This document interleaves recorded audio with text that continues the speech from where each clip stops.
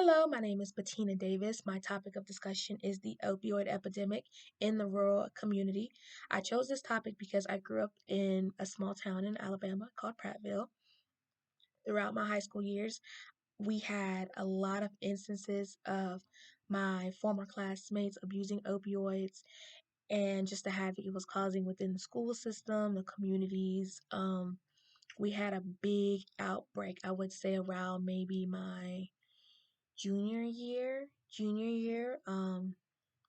We had a lot of kids, especially the athletes, because I mean they're active. It's easy for them to fracture something or sprain something. And at the time, mostly everybody was getting prescribed opioids, even for children. I know for myself as well. I had a dental procedure done, and they prescribed me Lortabs, in which I refused to take them just in fear of how my body was going to receive the medication. I decided not to take it. I had a friend of mine, when I informed her that what I was prescribed and that I wasn't going to take them, she offered to purchase them from me, in which I refused because at the time I didn't know she was an addict. I just didn't feel comfortable giving away medication that was prescribed to me, in which I did later find out that she was unfortunately an addict. She was also an athlete.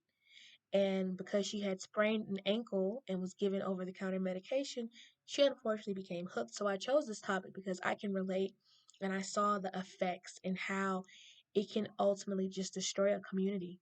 Um, a lot of the kids who were abusing the medication, they came from really good homes, great backgrounds, parents with access to a lot of funds, in which in rural communities, when you have families who have access to large amounts of money and different resources, it's easy for you to get over the counter prescriptions because, with a checkbook, you can kind of get what you want. And as well, once you get it, and if your friend has a headache or your aunt is feeling ill, you're going to give them medication, especially if they can't afford it.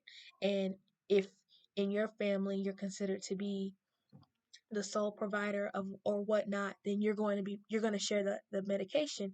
And one of the big things with sharing medication in rural communities, I mean, it's a form of their kinship, but as well, you are unaware of how that person's body is going to react to the medication. Some people may take it just to temporarily relieve the pain, others may take it and their body may like it, thus creating an addiction.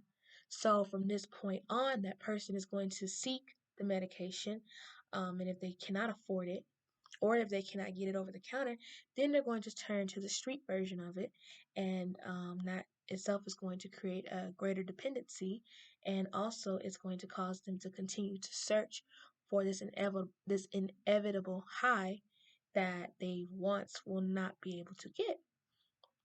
But the topic is very important overall, especially with social workers, because in rural settings, the resources, there's a lack thereof of clinicians, facilities that are willing to thoroughly assess clients versus just giving them over the counter drugs for their headache or their ankle or whatnot.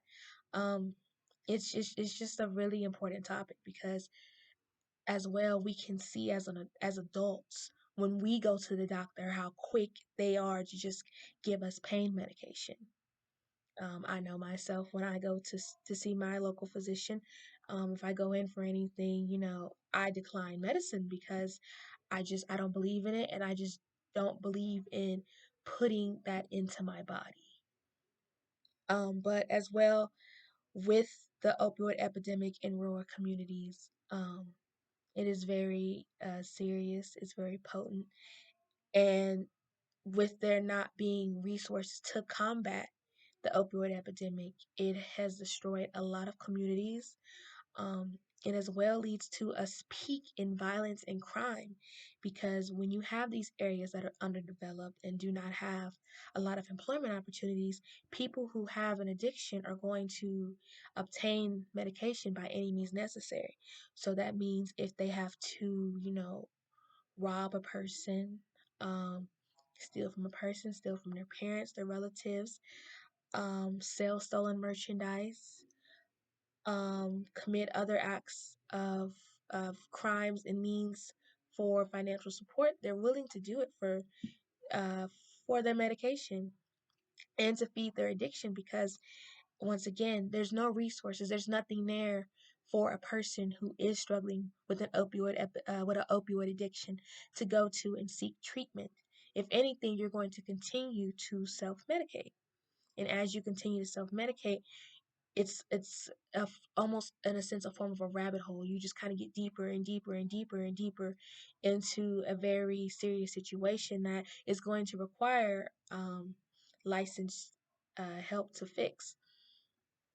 One of the big things that I noticed in my research of the opioid epidemic is the willingness of people to share their medication.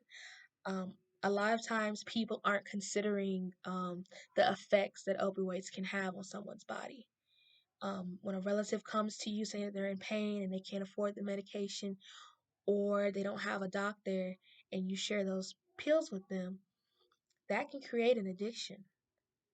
That can create an addiction, and or you can be in a sense funding their addiction because they may have just abused medication this morning, but because they know that you have it, and as a family member and a part of their kinship, they look out for each other. So you're going to give that person the medication, under the pretense that it's because they're in pain or they're not feeling well, not because they're an addict.